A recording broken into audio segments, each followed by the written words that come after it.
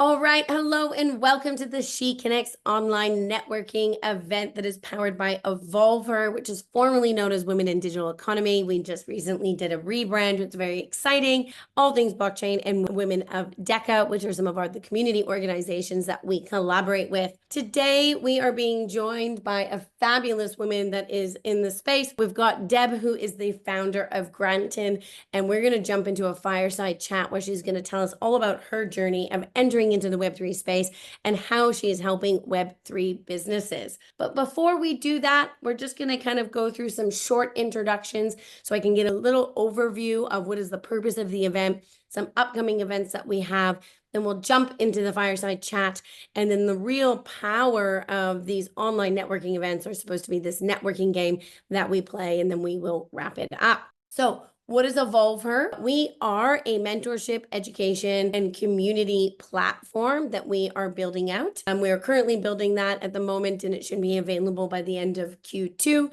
So we have developed a mentorship program to help more women that are looking to upskill and enter into the ecosystem, and then also help them with that transition of getting a job in the space, because it's not as easy as you would think. And we do this by building a community and running events such as this, and in real life events that I'll get to in just a moment. Who is Women of DECA? So if you haven't heard of DECA, it's the Digital Economy Council of Australia, which was formerly known as Blockchain Australia. They also did a rebrand last year to be more inclusive of the whole digital economy rather than just blockchain. This working group is to foster inclusion, education, and leadership.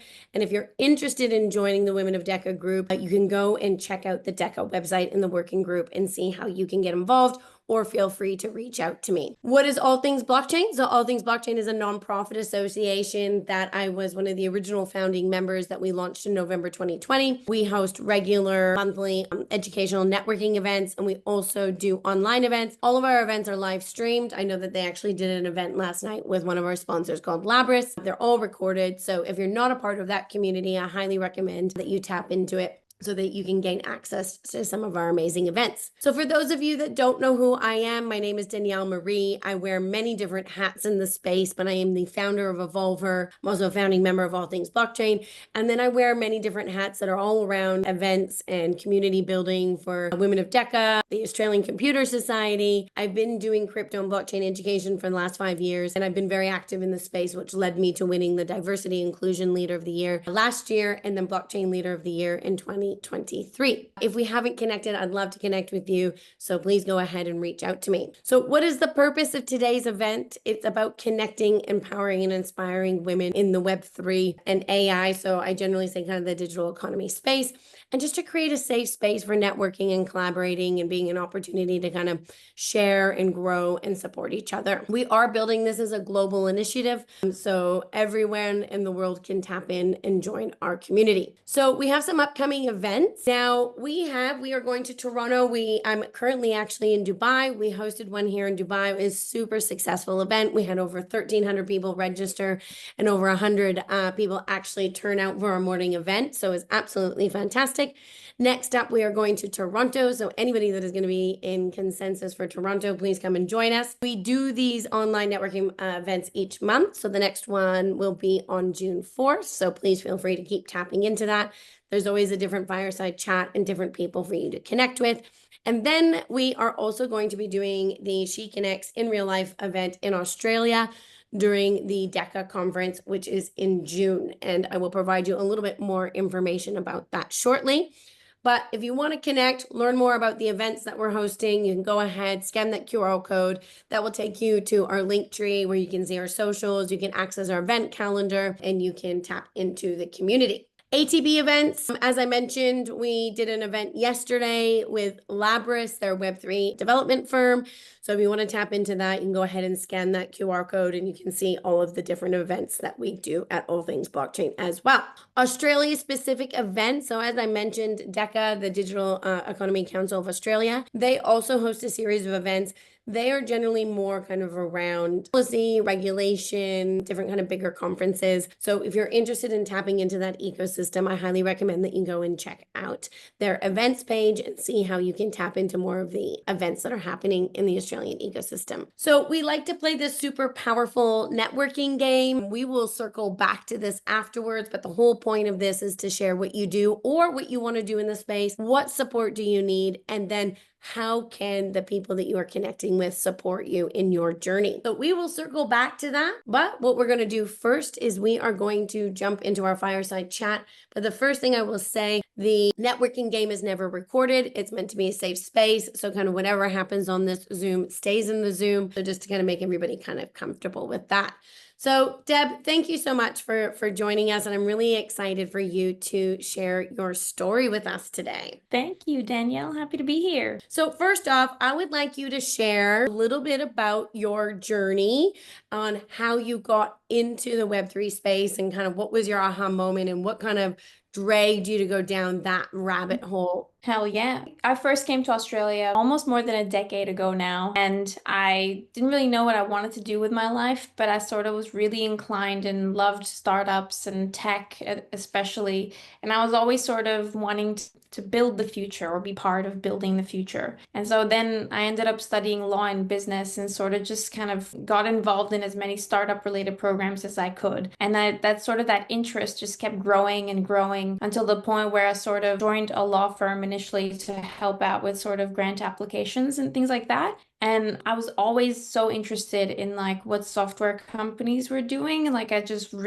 found my passion in tech very early on. And that led me to sort of listen to a lot of podcasts that were related to that. So I could always be sort of at the forefront of innovation. And I loved sort of that as a concept and being really just like where things were cutting edge and really interesting. And one day I stumbled upon this podcast where they were talking about what we now know as NFTs, but back then it was just like they were just sort of playing around with various images, digital, and sort of all these terms were being thrown around. And I kind of went down a rabbit hole before sort of it was cool to go down the rabbit hole, especially for Web3. And that sort of those conversations then brewed, and I ended up meeting someone called Damien King who like ran this startup called Pummel. And Pummel is a Web3 gamified health app. So pretty much move to earn like Step In or other apps that are similar to that. And at the time, he sort of was looking for someone to join his team, but he didn't really think of me. He sort of just asked me who I knew. And I sort of was like, hey, what about me? Like, you should think about me. I've got all of these skills that I could bring to the table. And I was sort of just really bored of my Web2 job. I was sort of like, it was okay, but you just wanted something a little bit more sexy, like something that fit a little bit more with my personality and my interests and my passions. And so then that sort of grew into a conversation, a coffee, maybe two, maybe three. And then I sort of joined in, not as the person that he initially wanted, which was a marketing person, but actually someone that could help run the team and run the operations side of things. So I joined in as the chief operations officer, and sort of that was my initial introduction to Web3. And at that point, I didn't actually know a lot. I knew enough to have conversations with people in Web3, but I don't think I was a DJ, like I didn't really have a Twitter account. I sort of just didn't really know half the terms. But then, I sort of just learned. And the more I got involved and the more I saw him like going on CoinMarketCap or all these other great sites, that's when I sort of just became more of a Web3 person. But it wasn't necessarily the requirement to get in. What was enough was to be able to have those conversations. And I think he probably was like, do you have any Bitcoin? And I was like, yeah, I've got a little bit of Bitcoin. I mean, maybe it was like $100 back then.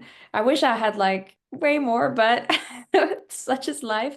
But that's sort of how I got into it. And then 3 years later, we did so many great token launches and crazy stuff, NFTs, and yeah. You really learned on the job, and I like that. I like how Yeah. you highlighted that a lot of people, particularly women, we feel that we need to have all of the skills that are required for the job. And, I tell a lot of my students and the women that are looking to kind of break into this space, it's not actually a requirement for a lot of the organizations. Every Web3 company needs people with Web2 skills. And as long as you're willing to learn and you take action, I think that's kind of the more important thing. And learning, on the job as you go along. So I think that's fantastic. Those podcasts that you were listening to, do you still listen to them? And do you have any podcasts that you would actually recommend that you currently listen to kind of stay up to date with this fast-paced Web3 ecosystem? Yeah, a great question. Back then, I don't remember the names of the podcasts. I might just have to give you a list later, but I love listening to like money or like investing based podcasts. So there's a bunch of podcasts out there, but honestly, my go-to is YouTube. Like I follow a number of YouTubers and people that used to do like market analysis, but that sort of just went way over my head. Like I learned very quickly that I wasn't a day trader and that I couldn't really do like I'm very much like long-term investing, slow, boring, very much just like that sort of thing. Actually, Twitter seems to be like where you can really get ahead of the curve of everything because it's not necessarily who you follow, it's like the feed that you build. Like really that algorithm is just crazy. And the more you interact with Web3 related content, the better it gets. And so when you do go on your feed and you end up exploring, it's really amazing the stuff that you can find out about. But really, I think the best degen information comes from like your circles. Like for example, when we have events and we'll chat and go, oh my gosh, do you hear about this? Or man, there's like this new coin that's coming out soon. You should check that out. And it's actually like the best intel is from like individuals or in your inner circle. And even like Danielle has these amazing WhatsApp groups and stuff. Like join that stuff. Listen to that, read that stuff, because that's actually like on, information that you can trust.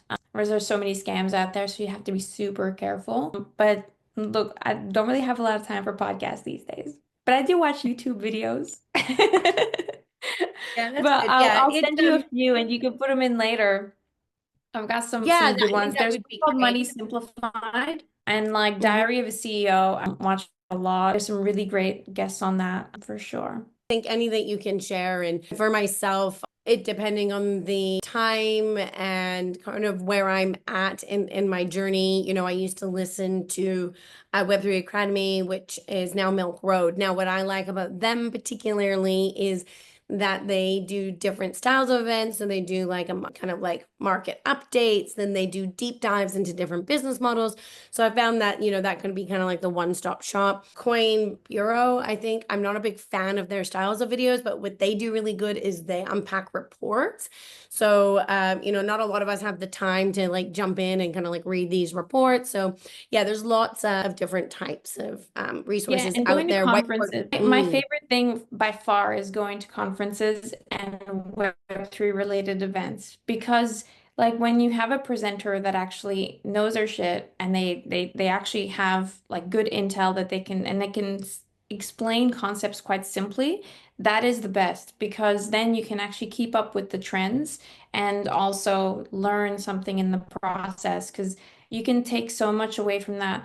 The thing about podcasts is like sometimes you get information overload because they're like an hour long or 2 hours long, and it's difficult to sort of take in the actual information. So sometimes it's actually better to just go to an event, sit in on something, and have those discussions with like people next to you or the people that you might meet afterwards. Then like it really solidifies, and you can then take that information and draw more nodes between that stuff. Actually make connections, but also learn things that can actually be practical to your today. So much better. So I would go to OzCryptoCon and all these other great events that are being put on like all over the shop. And also like we're still so early. If you have any interest in Web3, you're probably ahead of like 80% of people anyway, because so many people don't even know what blockchain is. And if you even have an inkling and you've been researching these terms and you've been going to these events, you can literally reach out to like any Web3 startup that you're passionate about and probably get a foot in the door because it's so hard for them to find talent. And that's it is just reaching out and taking action. one of the girls that I met at Consensus Hong Kong, she was relatively new to the space and she was trying to find a job. And she said at first it was really challenging. She came on board as one of our interns. And so to kind of getting some, experience just kind of working in the space. And then, yeah, she was just being active in some of the Telegram groups, saw somebody post about a job with Trust Wallet and she took action. She reached out to them.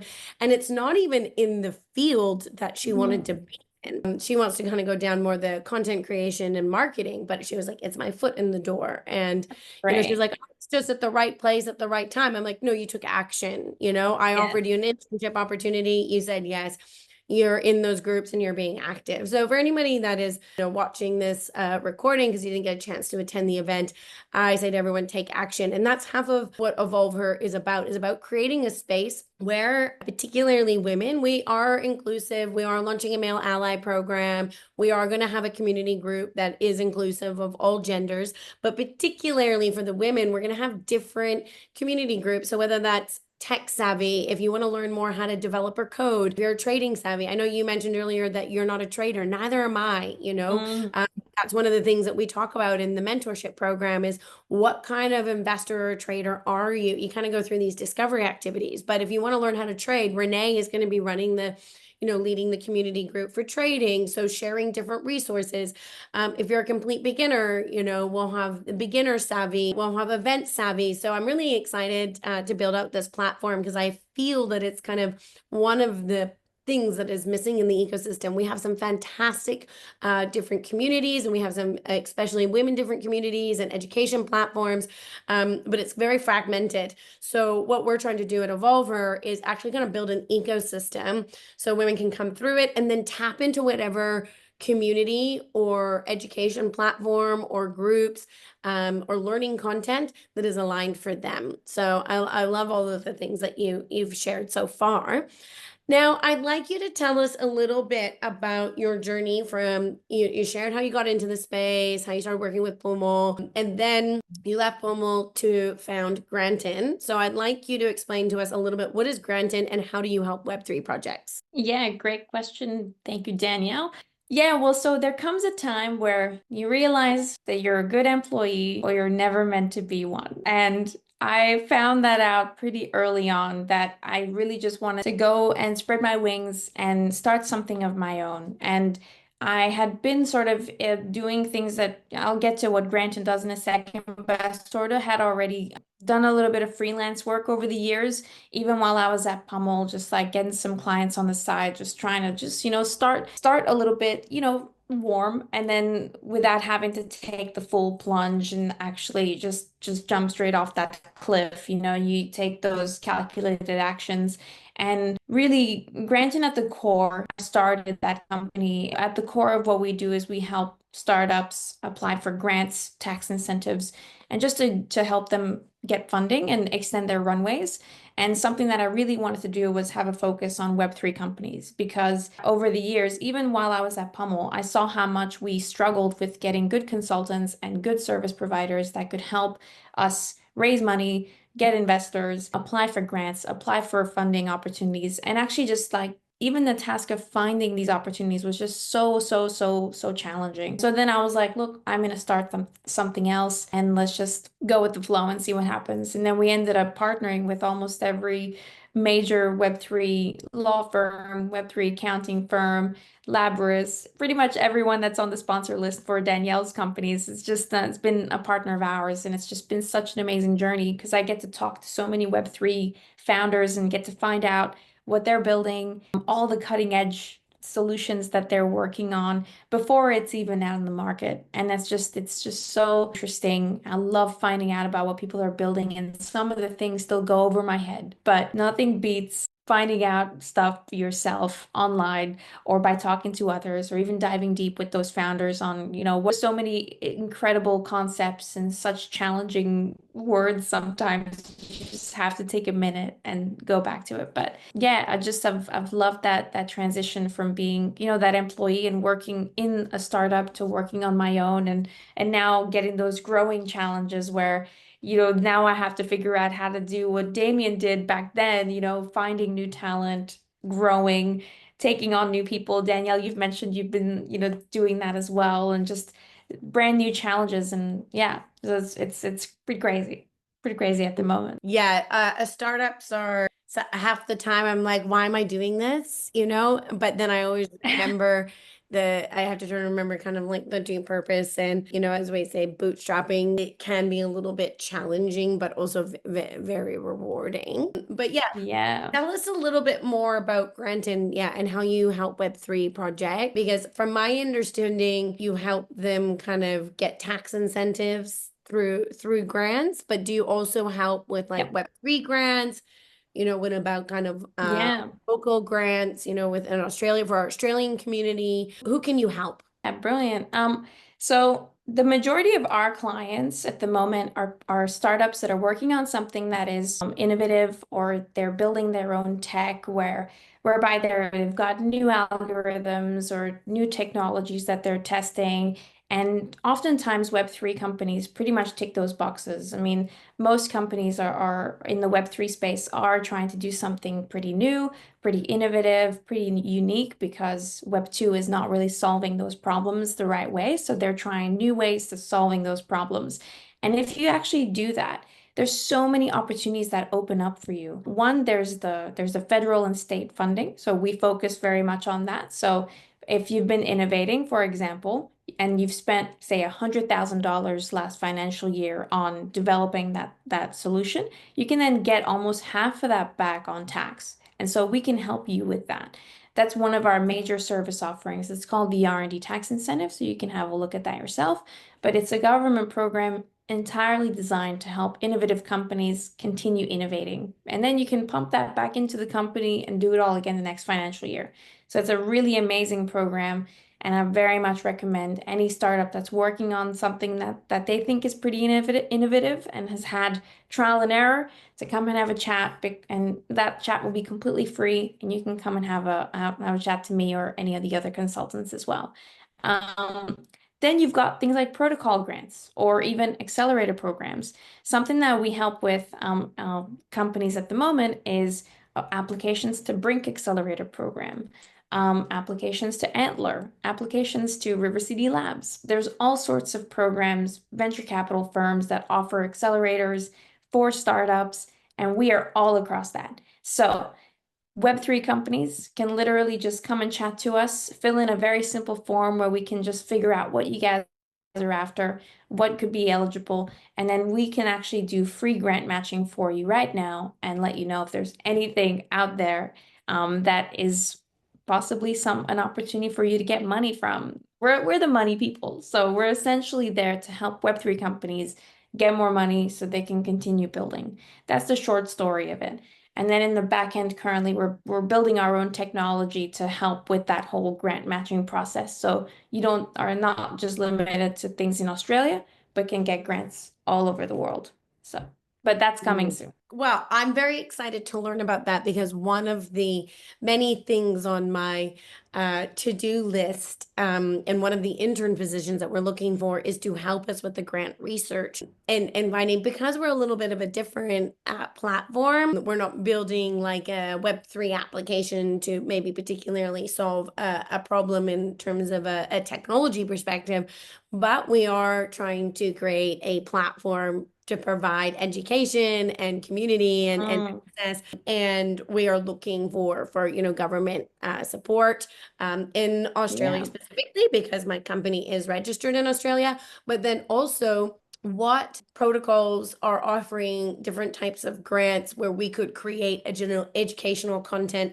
on their platform. So, whether that be Polkadot or Ethereum Yeah. or Yeah, or Sonic or any. Solana or anything like that. Yeah. Yeah. That is definitely something that I want to work up to. At the moment, the company is less than 2 years old. So at the moment we're very much focused on federal and state funding in Australia. But something that I really want to do is build out the tech so that we can literally scrape or find all sorts of grants that are even on offer by these different protocols. I mean, I've got my eye on a few them already. Like they have some websites where you can find some things, but it is such a challenge to find grants. I mean, I'm sure you've experienced this yourself. there's always so many, but at the same time, you can never find the thing that you need for your own company. And that is a problem that is literally like for every single company that I speak to. And we've got almost 200 companies that are like yearning for this sort of technology. So we're busy at the moment trying to build that, hopefully get something done by the end of the year. We'll see how we go. Time flies, and Danielle, you mentioned before the call started just how spread thin, and I feel that as well. And I'm sure some listeners that are watching this and maybe later as well will probably feel like that too. And it's that time of year where your pile of stuff that you do just keeps growing, and then you have to prioritize. So we'll see how we go. I think it'll be a very good piece of tech for people to use and just go, this is what we do, and then all of a sudden you've got 20 grants, boom. Let's apply to all of them. Boom, boom, boom, boom, boom. And I want to try and get that done in minutes, not hours. Well, I love the initiative and I agree with you. I'm like, oh wow, it's almost June. I'm like, half of the year has gone. Where has it gone? Yeah, you can only do so much in a day and in so many hours with so many resources. And half of that is with these startups is getting that funding. And depending on what your um platform or what you're trying to build, it can be quite challenging to find whether it's the right VCs or whether it's the right, ecosystems. And I find one of the challenges, and which I think is going to be great with this matchmaking service, essentially that you're going to make with the different protocols and the different groups, is unless you're in that ecosystem, you might not know where to go or look. So we're kind of agnostic. We'll educate people on any Mm, platform that wants to give us the funding to develop the resources because creating yeah, educational content takes time and energy and resources. So, if I'll say Sonic because they're a relatively new chain that I'd never heard of that was previously Phantom, and we did some events for them in Australia.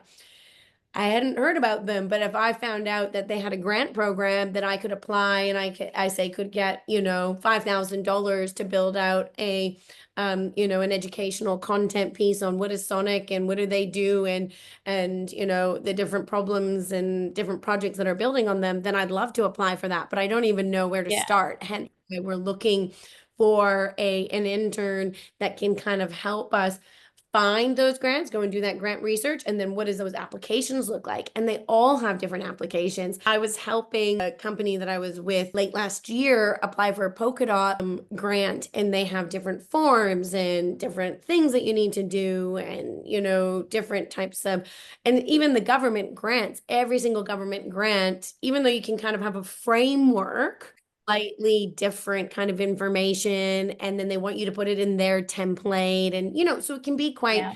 a timely process Oh and yeah, applying takes hours easily. And Yeah. I've done that. I put a lot of time and energy into a government grant, and we didn't get it.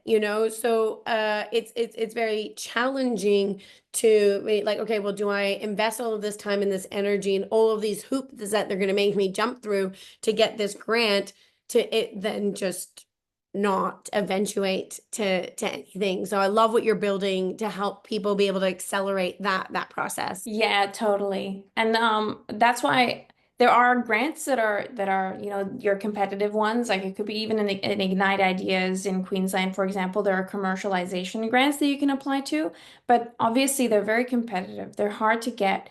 Whereas there are things called rebates and tax incentives, and those are sort of guaranteed. That's why like I always prefer sending people to things like an R&D grant or even some of the other tax incentives that are available that most people have no idea even exist. So that's where like we become your grant partner, where so that you can pretty much just focus on doing the business and growing your startup. And Danielle, you can focus on educating because that's what you're passionate about. I mean, really, you shouldn't be writing any grants. And so we try and do things based on success fees and try and like really limit the cost to the startup on writing those grants. And because things are getting pretty nifty in the AI stage and all of these things, we can actually just do things so much faster. So why should we charge you so much money to then potentially have you guys not get something. So then that's where we take a piece of the pie instead and go, let's double down on this because I believe that you can possibly get this grant. Let's do it. Let's write Mhm. the thing together. Let's make sure it's super powerful. Yeah. And then churn out grant applications like no tomorrow because once we work with you once, we can work with you 10 times, and it's just so much easier to then have that information that can be recalibrated to each grant. So there's definitely that. There's those two pathways. Like you can go the competitive route or you can go the guaranteed route, but you just need to have more check boxes in that stage. Um, Hmm. so yeah, definitely try and improve that whole grant application journey. So Hmm. I might give you a join the wait list type of link soon, Danielle, and you could put that out there, see if there's more interest. It's always good to know if more people are looking for that sort of solution. So maybe that could be Well, something that I can give a I'm link to. definitely, the irony is, while I've been over here, I have a lovely lady named Nancy who's recently been joining the team. And she's been looking at some government grants and she's been sending me emails all last week when I was at Token about this Ignite grant. And then she sent me an email last night and she was like, okay, we need to talk about this and we need to do this and we need to get this advisor. And I was just like, oh my God, I'm like, it's just too much for me. I can't think about all of that and be going to the conferences and running events and do the education. So we will actually definitely, jump on a call or see how we can get Granton involved. But one of the things that I kind of like about your business model is kind of like, I'm sure you do an assessment or you have a process of doing an assessment on like, okay, you think the eligibility because you also don't want to be wasting your time. But then Yeah, I also like that, like, if you're a startup looking for a grant, you don't really have money to be paying somebody to be doing the grant application for you that may not be exactly. successful. So it's Yeah. kind of like, well, it's kind of like when the lawyers, when they take your case, when it's like no win, No no win, no fee fee. thing. Yeah. The lawyers only take the case probably if they think that they're going to win. But then I guess also the benefit I would assume with Granton is even if that grant application maybe doesn't get approved, you now know our business and our product, and you can be like, okay, great. Now we can kind of like match Exactly. the other grants that come across our desk. Exactly. And no other consulting firm really does that. That's why I was like, there's such an opportunity here to like really help the startups because the aim of the game with grants is to do multiple. I mean, you're not going to get your first one, you probably won't get your second one. And so, but if you work with a company like ours, once we ingest your information and we actually know what your company's about. So Danielle, we know that you run education events, you run all sorts of education platforms, like you want to do digital, but you also want to do physical. We'll know that information. So then the moment you're in sort of like our nest, we can then help you find other opportunities and places where you can fly, and then we're part of that journey. And then the moment we do one application, we can do 10 without really much input from you at all. And so then that's where the economy of scale comes in. And we can then go, Danielle, look, we found this opportunity. We should apply for this. We'll charge you $300 maybe and a 5% success fee. We may only have maybe one or two questions because the grant is slightly different from the previous one. But then that's where it really can help. We can really just like go full blaze and just find all these opportunities for you. And that's where it's really, really, really awesome. And then the thing is as Mhm. well, so let's just take a company that is making something really cool. Like let's just say it's a Web3 algorithm and it does this really fancy schmancy stuff.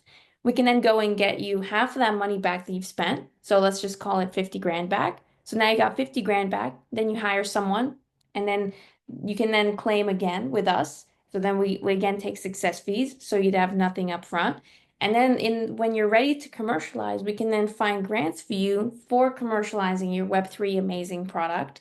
And then we can then get you export grants so that you can then get free money for marketing and get Facebook ads and TikTok ads and whatever the hell you want to spend money on because now we found a grant for you that is to export your product to Asia. Like all that sort of stuff. So we can have you all sorts of like all across your life cycle, help you 1,000 million ways. And so that's where sort of the benefit comes in. And my vision for the company is eventually that we can help thousands of startups constantly extending their runways and making sure they're constantly funded. So that's my aim. we'll get there. I love it. Yeah, so And that's I the think that goal. it's amazing work that you're doing. And we are definitely going to have a chat after this call because literally, I think the grant needs to be submitted by the end of the month. Yeah. And I was literally, I was like, this is information overload last week. But I believe everything kind of happens for, a reason. And I know that we had this, planned for a while, but the timing is perfect. So let's have a chat after the call. Now, before we wrap up the recording of this fireside chat and jump into the networking part of the session, if people want to reach out to you, see if you can support them or help them, what is the best way for them to follow what you're doing and then also connect with you to see if you might be able to help their project? One of the best ways is on LinkedIn, so definitely connect with me on LinkedIn. I'm probably most active there when it comes to this sort of more corporate stuff. So just look up my name. Otherwise, I'm sure Danielle might put it in the notes somewhere. Yeah, Otherwise, awesome. on Twitter, I'm Deb Does Things, and it's that because I do many things, and it's hard to just put myself in one little bucket. But if you want to connect with the Granton team and talk to one of our consultants, you can then just go to granton.io. So granton.io. And if you want to email me personally, it's just deb@granton.io. So it's super, super easy. We've got that Web3 domain, so it should be easy to remember. And then hopefully we can have a chat. We offer free initial consultations. So come and have a chat. And if there's anything that I know or any of my team know that is out there for you, we'll let you know right on the call. Like we're here to offer value. So One of the, companies that are out there to offer value rather than just extract value. So thank you so much for everything that you do and your contributions to the ecosystem. And thank you for everyone that attended today in person and also all of you that are watching the recording. And I'm very excited to keep collaborating with you, Deb and Granton, and share some more success stories, of how you maybe potentially can help evolve or bring our vision to life. Although it's not a Web3 platform, we are looking to build a Web2 platform to help educate people about Web3. So let's see what we can do together. So hell thanks yeah. once again for everyone. Make sure, because I know Deb lives in the Gold Coast, I'll be in the Gold Coast for the DECA event. We will be doing the SheConnects event, and the really alpha news, if you don't know what alpha news means, is it means kind of the early bird. The conference is actually a ticketed event, but we are going to be hosting our event on the last session on the Wednesday, and they're allowing us to open it up to everybody. So you will not need a conference ticket to be able to attend our event. So keep your eyes and ears out for that, and I hope to see anybody that is in Australia that can make it to the conference. I hope to see you there.